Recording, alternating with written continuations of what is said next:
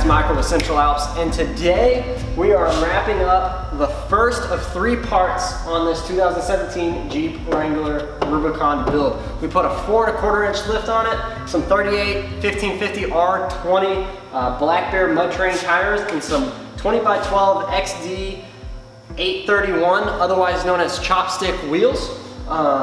From here, we're gonna rip off all the fenders, put some Smittybilt XRC armor on it, rip off the hood, put a 10th anniversary hood, put a Fab 4 cowl, Fab 4 grumper. We have these really cool headlights I'm excited about.